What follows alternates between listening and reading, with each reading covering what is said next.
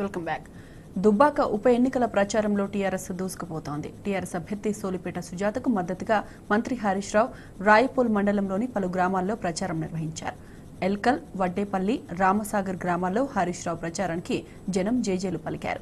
దుబ్బాక నియోజకవర్గం అన్ని రకాలుగా అభివృద్ధి చేసే బాధ్యత తనదని మంత్రి హరీష్ రావు స్పష్టం చేశారు. జూటా పార్టీల మాటలు నమ్మొద్దన్నారు. కొరత లేకుండా కాంగ్రెస్ ఉండగా ఎరువులు కావాలంటే చెప్పులు లైన్లో పెట్టి పొద్దు నుంచి పొద్దుగా దాకుంటే ఒక్క బస్తా దొరుకు, లేకపోతే సంచి కూడా దొరకకపోతుండే. ఇవాళ ఎరువులకు బాధ ఉన్నదా? కరెంటుకు బాధ ఉన్నదా? అదే విధంగా ఇవాళ 2016 పెన్షన్ ఇస్తామన్నాం, ఇస్తున్నామా లేదా? ఇప్పుడు కాంగ్రెస్ వాళ్ళ చేతిలో నెత్తి లేదు, కత్తి లేదు. అక్క ఉన్నదేమన్నా? ఏమి లేదు. ఇక బీజేపీ వాళ్ళు ఏమి ఇచ్చారు? మనకు ఇస్తారు.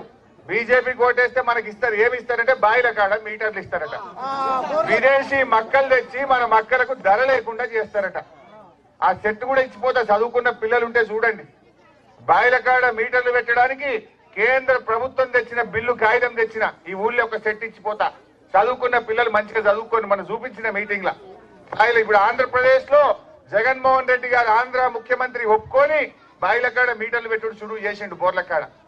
కానీ మన కేసీఆర్, నేను పెట్టా, నాది రైతు ప్రభుత్వం, నువ్వు పైసలు ఇవ్వకపోయినా పర్వాలేదు, నేను మాత్రం మా బోరకాడ, మా బాయి కాడ, మా రైతులకు 24 గంటల ఉచిత కరెంట్ ఇస్తా అంటుండు మన కేసీఆర్.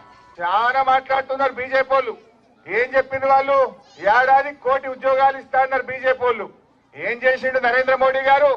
ఆయనతో పెద్ద నోట్ల రద్దు చేస్తే ఉన్న ఉద్యోగాలు ఊడగొట్టిన పార్టీ బీజేపీ పార్టీ. కూరగాయల పిల్లలను బతుకులు ఆగం చేసింది బీజేపీ పార్టీ. డిమానిటైజేషన్ అని పెద్ద నోట్ల రద్దు చేసి ఉన్న ఫ్యాక్టరీలు బంద్ అయినాయి, వ్యాపారాలు బంద్ అయినాయి, పేద ప్రజల ఉద్యోగాలను, నిరుద్యోగం పెరిగింది ఈ దేశంలో. అంటే బీజేపీ వల్ల ఇలా నిరుద్యోగం పెరిగింది. ఈ బీజేపీతో ఏమొస్తుంది అని నేను అడుగుతా ఉన్నా. ఈ జూటా మాటల బీజేపీని నమ్మితే మోసపోతాం, గోసపడతాం. దయచేసి మీరందరూ కూడా కారు గుర్తు మీద ఓటేసి గెలిపియండి. వచ్చే 3 ఏళ్లు నేనే ఈ జిల్లా మంత్రిగా, నేను మా సుజాతక్కకు తోబుట్టువుగా ఈ ఎల్కల్ గ్రామ అభివృద్ధికి నేను బాధ్యత